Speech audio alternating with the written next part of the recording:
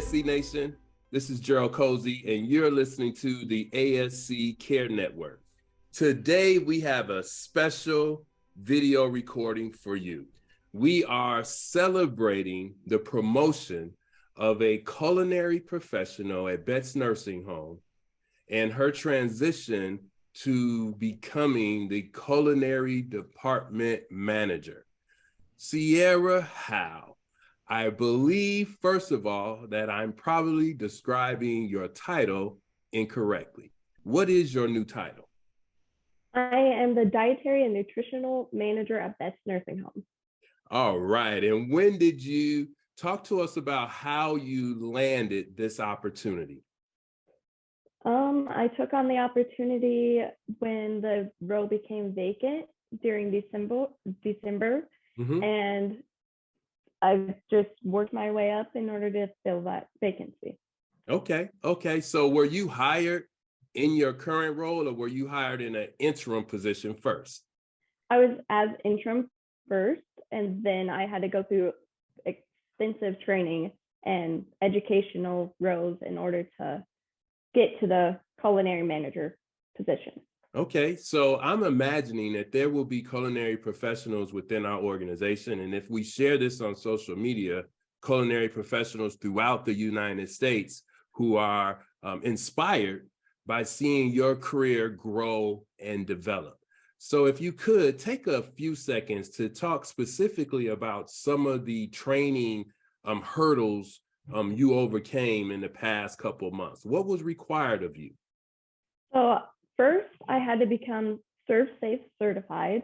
So that is making sure you know sanitation knowledge, culinary knowledge, as well as how to manage a kitchen. Mm-hmm. So there's many chemicals involved, hazard plans, understanding all the paperwork that goes into it. And then I had the general manager training in Indy with Karen and the culinary team at ASC, where I did more extensive training through our websites that we use. Okay. As well as learning more clinically diet information. And then I took the CFM course, which is a gateway into me now officially being the culinary and nutrition manager here at Betz. Awesome. So Katie, talk to us about how it feels to be Sierra's executive director, and what are your thoughts right now? I am just beaming with pride and joy for Sierra. She has really just knocked it out of the park since stepping into this role. I'm just so proud of her. And she has been able to really rally her whole team to also become invested in the departmental goals right along with her. And that's sometimes a really hard transition, and one we really talked about before she decided to take that leap into this new journey, but she's really just knocked it out of the park. So I'm so proud of her. It brings me great joy. For us as administrators within senior healthcare, we have many responsibilities. And yes, quality is at the top of the list. But when I boil it down to two areas, in my opinion, it's to one, to deliver the organization excellent outcomes, both operationally, clinically, and financially. And number two is to develop people. So when you have a chance to develop people, I'm sure it allows us all as leaders to have that extra that we feel in regards to excitement about what we're doing. But then it also helps the person who is growing and developing to feel a satisfaction in the workplace because they see their career advancing. And that is what's so exciting about being on this call with you. Now we have Jamie Slattery, who is the registered dietitian consultant. Jamie, what are your thoughts right now being involved in this podcast with Miss Sierra? Sure.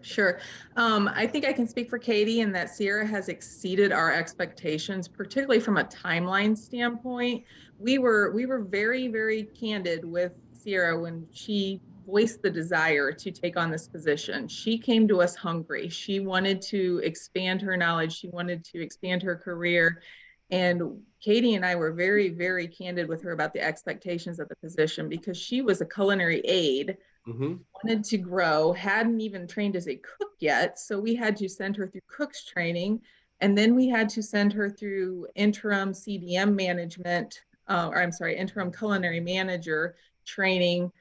And we put it on a timeline, and she has blown that timeline out of the water. She has just excelled and done wonderfully. And you kind of touched on the subject, and we did talk to Sierra about it can be difficult to go from a peer to a leader when you're working with the same group of people. But I think Sierra has shown it's possible. I think she's shown how to lead by example. And Katie is correct. The team there at Betz has really gotten behind her and supported her through all of this. So we're very, very proud of her.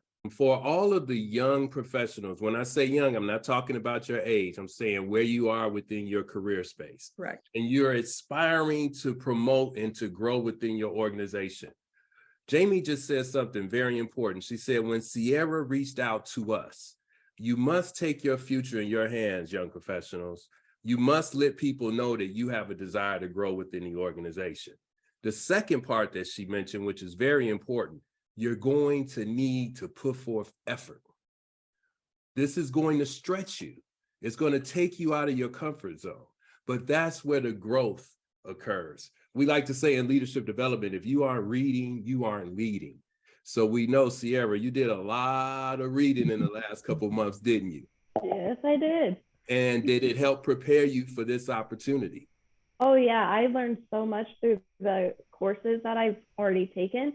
And I look forward to already learning more from future education.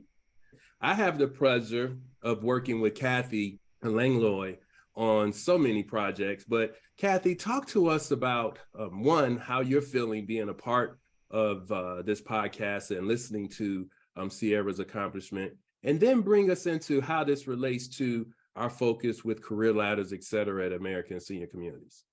Absolutely. So number one, I'm thrilled to be here. My role is around talent development. So I beam with pride when I see our employees develop. And Sierra, you're a great example of someone, as Jerald just said, who reached out and said, I want to do this, and then was willing to put the effort in. And I applaud Katie and Jamie for guiding you through that, helping you face the realities of it and helping you step through it. And that's what our leaders do.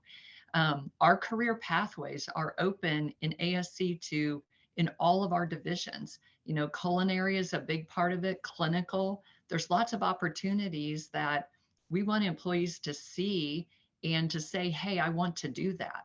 Hey, I want to grow. I want to become that next step. And we want our leaders to be looking at people saying, hey, I think you have the potential to take the next step. And these are some of the things to think about and encouraging them along the way. It's just, there's so many things that we have available in career pathways in all of our divisions and all of our departments within each community, that we want leaders to encourage people, and we want our employees to step up and say, hey, I want to do that. So let me ask you, Sierra, what has been the top challenge that you've experienced as a leader of people in your culinary department? The top challenge of my culinary department was when I started, we were very short-staffed. Okay. So not having a manager at that point really was damaging to the morale of the team. Okay. So I had to fill that vacancy and then get the team back together and realize that, hey, we can do this. This isn't something we're gonna let stop us. We can provide for our residents and we're gonna do great. We can get this done. And then after that, we just had to work on staffing. But once staffing is stabilized, we've been great. It's all fallen into place. Before we end this call, is there anything, as we go around all of our panelists, is there any final comment that you would like to share in regards to our conversation today? And let's start with our special guest, Sierra. No, I think it's really important to see that people can be promoted from within the company, no matter where they are in their department. Everyone is able to promote and work on themselves. Exactly. Everyone is able to develop. Every single professional within ASC, from our CEO throughout every position within our organization, everybody has a developmental plan. Everybody has something that they're working on in order to grow their skill set as a leader. And you did just that. So I love your final comment to the group.